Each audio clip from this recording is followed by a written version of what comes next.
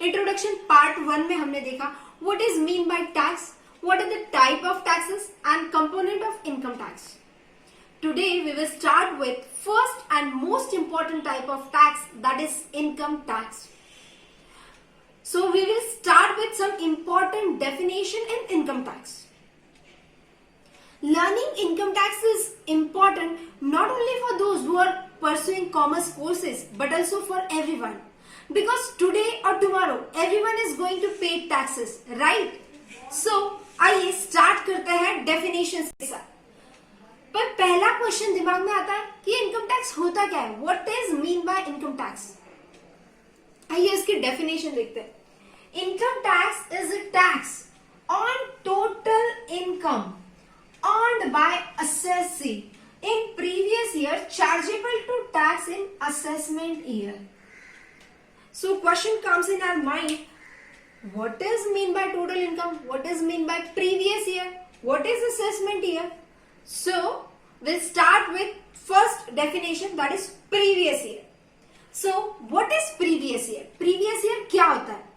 Previous year is a financial year in which income is earned. जिस साल में हम इनकम कमाते हैं वो साल हो जाता है प्रीवियस ईयर. और मैंने वर्ड यूज किया previous year is a financial year. तो आप सभी को पता है फाइनेंशियल ईयर कब स्टार्ट होता है? 1 अप्रैल और एंड कब होता है? 31 मार्च. तो अभी कौन सा प्रीवियस ईयर चल रहा है? 1 अप्रैल 2020 और ये एंड कब होगा? 31 मार्च 2021. ठीक है. इसके बाद सेकेंड डेफिनेशन आती है असेसमेंट ईयर की.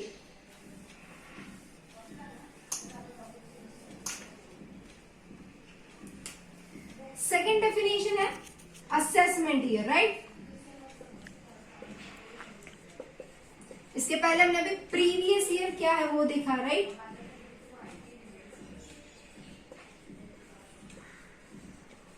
और अभी करंट प्रीवियस ईयर कौन सा चल रहा है? तो 2021, राइट. असेसमेंट ईयर क्या है? Assessment year is year in which income earned in previous year is assessed to tax. Assess का सिंपल मीनिंग क्या था? असेस मतलब कैलकुलेट करना, वेरीफाई करना, चेक करना कि आपकी जो इनकम आपने अर्न की है प्रीवियस ईयर में क्या उस पर टैक्स लगेगा, क्या वो टैक्स के लिए लायबल है. तो असेसमेंट ईयर क्या है कि जिस ईयर में हम प्रीवियस ईयर की अर्न की गई इनकम को असेस करते हैं. Assessment year as following the previous year. इसका मतलब क्या होता है वो समझो. अभी ये ईयर में 2021 मतलब 1 अप्रैल 2020 टू 31 मार्च 2021, इसमें जो मैंने इनकम अर्न की है उसका टैक्स मैं कब भरूंगी? असेसमेंट ईयर में. असेसमेंट ईयर का मतलब क्या है? जो प्रीवियस ईयर के अगला साल है, नेक्स्ट ईयर, मतलब 21-22. मतलब ये यहाँ पे जो इनकम अर्न किया है मैंने 1 अप्रैल 2020 से लेके 21 तक, वो इनकम का टैक्स में कब भरूंगी? 21-22 में. उसका रिटर्न कब फाइल होगा? 21-22 को. और इस ईयर को हम क्या बोलेंगे? Assessment year, right. मतलब हम ऐसा बोल सकते हैं कि assessment year is year following to the previous year. जो तुरंत प्रीवियस ईयर के बाद आता है वो हो जाता है असेसमेंट ईयर, राइट. अगली बात आती है every previous year is assessment year and every assessment is previous year. अब आप बोलेंगे ये क्या बोल रहे हैं? अभी आपने डेफिनेशन बताई. अभी देखो मैंने बोला कि यहाँ पे मैं जो इनकम अर्न करूंगी उसका टैक्स 2021 की इनकम का टैक्स मैं कब पे करूंगी? 21-22 में.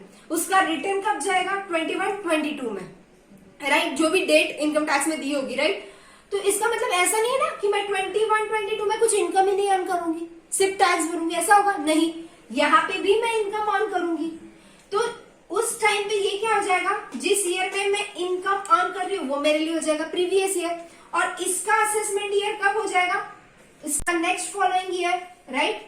मतलब 21-23 मतलब इसका ये जो मैंने इनकम अर्न की रहा है 22-23 में, इसका रिटर्न कब जाएगा 21-22 का 22-23 में। अंडरस्टूड? आइए इसके बाद फिर हम देखते हैं नेक्स्ट डेफिनेशन। सबको समझ गया? Previous year assessment year.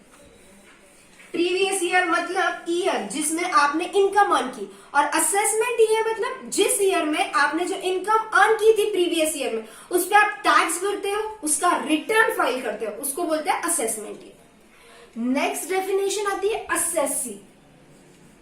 Assessee मतलब क्या होता है? असेसी का मीनिंग क्या होता है? Assessee means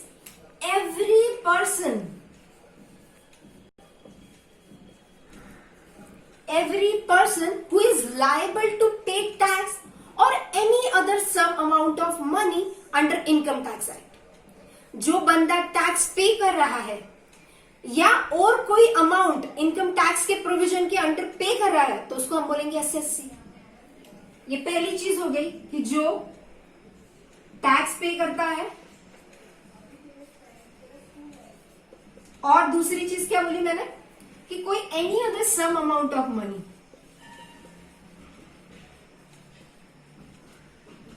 under income tax act, right. और असेसी कौन है? असेसी की डेफिनेशन में और कौन आता है? जिसके अगेंस्ट इनकम टैक्स में कोई प्रोसीडिंग चल रही है,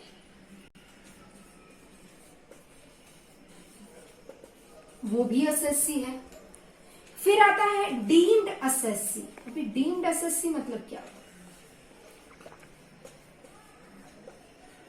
अभी बहुत सारे शोज चलता है, लिटिल चैम्प्स, जिसमें सपोज 10 इयर्स का बच्चा विनर है जिसको 25 लाख रुपीज मिल रहा है, राइट। अभी वो खुद तो टैक्स नहीं भर सकता है, राइट। तो वो केस में उसका जो गार्डियन है उसकी ये रिस्पॉन्सिबिलिटी है, वो हो जाएगा डीम असेसी। डेथ के केस में लीगल हेयर्स जो रहेगी उनकी रिस्पॉन्सिबिलिटी हो जाएगी, वो हो जाएगी असेस, वो होता है डीम्ड असेस। अभी मैंने यहां पे वर्ड यूज किया था पर्सन, एवरी पर्सन। तो भी पर्सन का मीनिंग क्या होता है? भी आप बोलोगे पर्सन मतलब क्या? आप पर्सन है, मैं पर्सन है? नहीं। इनकम टैक्स में सेक्शन 2 सबसेक्शन 31 में पर्सन की डेफिनेशन दी गई है, वो हम देखेंगे।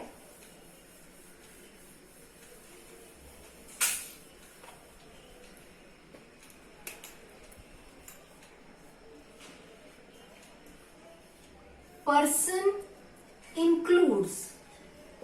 एक चीज और समझ लो, जब भी कोई डेफिनेशन में इंक्लूड वर्ड आता है इसका मतलब क्या है कि वो डेफिनेशन जो है वो इंक्लूसिव डेफिनेशन है, एग्जॉस्टिव डेफिनेशन नहीं। अभी यहाँ पे जो मैं पर्सन की डेफिनेशन आपको दिखाऊंगी वो रिस्ट्रिक्टिव नहीं है, it has a wider meaning, right. तो अभी पर्सन इंक्लूड्स क्या क्या आता है? इंडिविजुअल मतलब आप लोग, मैं। दूसरा आता है HUF मतलब हिंदू अनडिवाइडेड फैमिली। फिर आता है फर्म, फर्म में पार्टनरशिप फर्म भी और limited liability partnership that is LLP भी। फिर आती है कंपनी, कंपनी पब्लिक भी हो सकती है प्राइवेट भी, वो भी पर्सन की डेफिनेशन में आती है। फिफ्थ है AOP और BOI।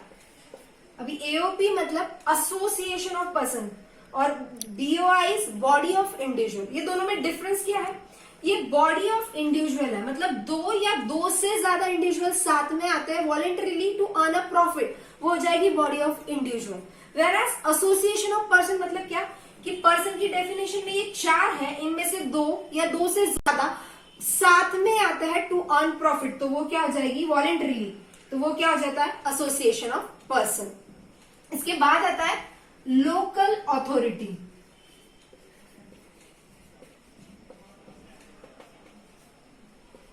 और लास्ट में आता है आर्टिफिशियल जुडिशियल पर्सन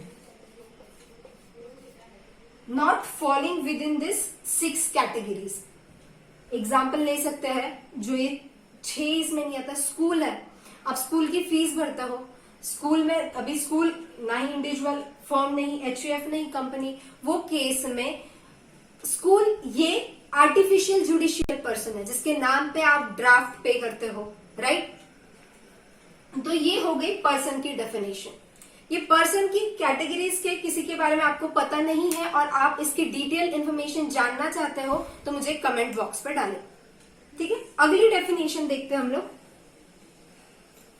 अब तक हमने देख लिया क्या प्रीवियस ईयर क्या है, असेसमेंट ईयर क्या है। प्रीवियस ईयर जहां पे हमने इनकम अर्न किया, असेसमेंट ईयर मतलब जहां पे हमने प्रीवियस ईयर के इनकम पे टैक्स भर दिया, असेसी मतलब जो बंदा टैक्स पे करता है। पर्सन की डेफिनेशन क्या है वो हमने देख ली। अभी आती है मोस्ट इंपॉर्टेंट डेफिनेशन, वो है टोटल इनकम की डेफिनेशन।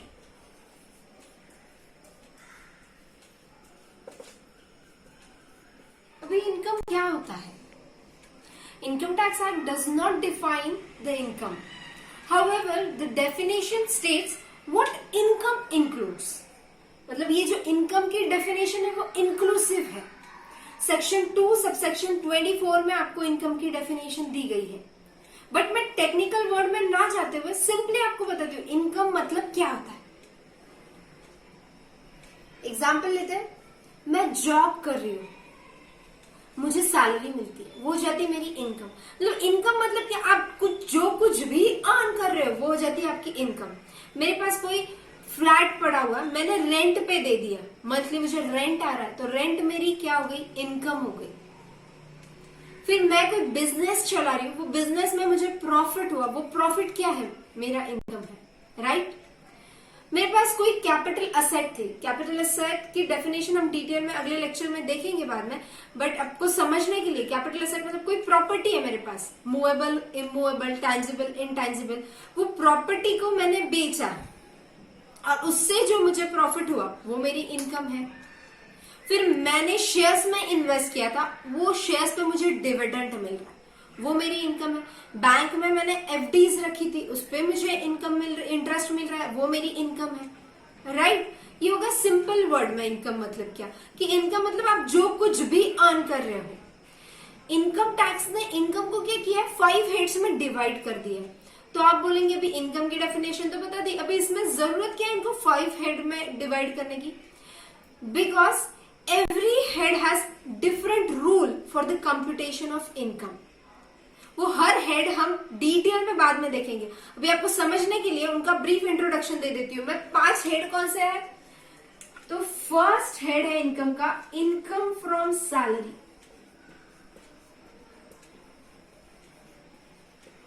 तो आपको क्वेश्चन आएगा, सैलरी का मैंने बताया था, मैं जॉब कर रही हूँ, मुझे सैलरी मिल रही है, वो मेरी इनकम है। बट ऐसा भी हो सकता है अभी कैश में नहीं, मुझे कुछ काइंड में मिल रहा है, मेरी कंपनी ने मुझे कार दी है, फ्लैट दिया हुआ है, तो क्या वो मेरी इनकम है? यस। इनकम के दोनों कैश फॉर्म में भी हो सकती है, काइंड फॉर्म में भी हो सकती है, राइट। फिर सेकेंड हेड है इनकम फ्रॉम हाउस प्रॉपर्टी।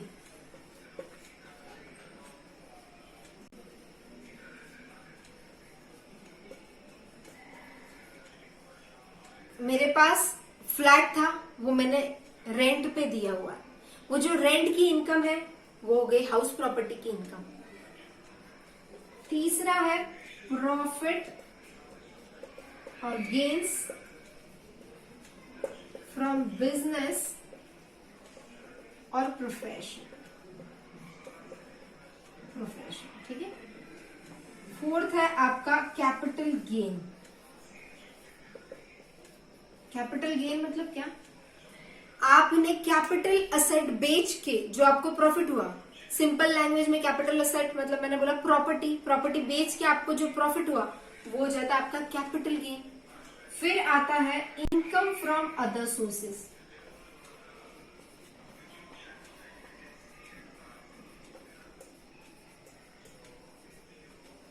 जो इनकम इन चारों हेड्स में नहीं आ पाता वो आता है इस हेड में, ये रेसिड्यूरी हेड ऑफ इनकम है। एग्जाम्पल, मैंने शेयर्स में इन्वेस्ट किया, मुझे जो डिविडेंड की इनकम मिल रही है वो इस हेड के अंदर टैक्सेबल होगी। मुझे लॉटरी लग गई, लॉटरी की इनकम ये चारों हेड में कहीं पे फिट नहीं हो रही है, वो मेरी ये लास्ट हेड में आ जाएगी। तो ये हो गए 5 हेड। हर हेड के लिए डिफरेंट प्रोविजंस है, डिफरेंट सेक्शन में वो सब कुछ डिफाइन किया गया, वो हम डिटेल में अगले जो लेक्चर्स हो गए उसमें देखेंगे। अभी फिलहाल के लिए अभी हमने देख लिया, ये हो गया टोटल इनकम। क्या बोलेंगे फिर, क्या ये जो इनकम आएगी जो पांचों हेड मिला के, क्या हम उस पे टैक्स भरेंगे?